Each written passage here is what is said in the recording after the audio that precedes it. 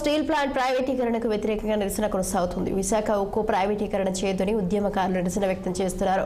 Vizag steel plant వద్దకు కార్మికులు, మద్దతుదారులు భారీగా చేరుకుంటున్నారు. సిపిఐ, సిపిఎం ఆధ్వర్యంలో మానవహారానికి అఖిలపక్షం పిలుపునిచ్చింది. భారీ ఎత్తున మానవహారానికి ఉద్యమకారులు సిద్ధపడుతున్నారు. సిపిఎం, సిపిఐ రాష్ట్ర కార్యదర్శులు రామకృష్ణ, శ్రీనివాసులు మానవహారంలో పాల్గొనున్నారు. ఈ నేపథ్యంలో విశాఖ ఉక్కు రహదారిపై టెన్షన్ వాతావరణం చోటు చేసుకుంది.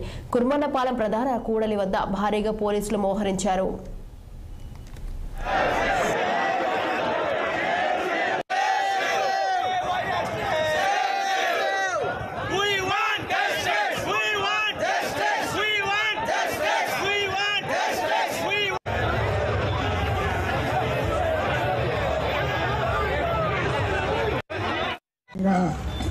మన విశాఖ ట్రేడ్ నాయకులందరినీ కూడా మనస్ఫూర్తిగా అభినందిస్తూ ఉన్నాను. మరి ఈరోజు చాలా తెలివిగా పెట్టారేమో, ఏదో 1333 నంబర్ కూడా ఏదో లక్కీ నంబర్ ఉన్నట్టుంది.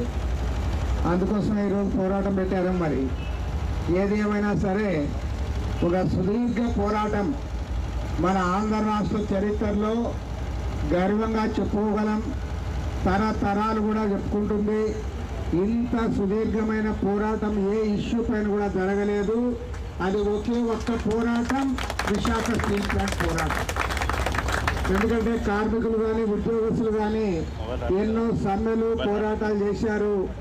ఆ సమ్మెలు పోరాటాల్లో తమకు జీతాలు పెంచాలనో లేదా బోనస్ ఇవ్వాలనో ఇతరేతర సమస్యలపైన గతంలో చూశాము.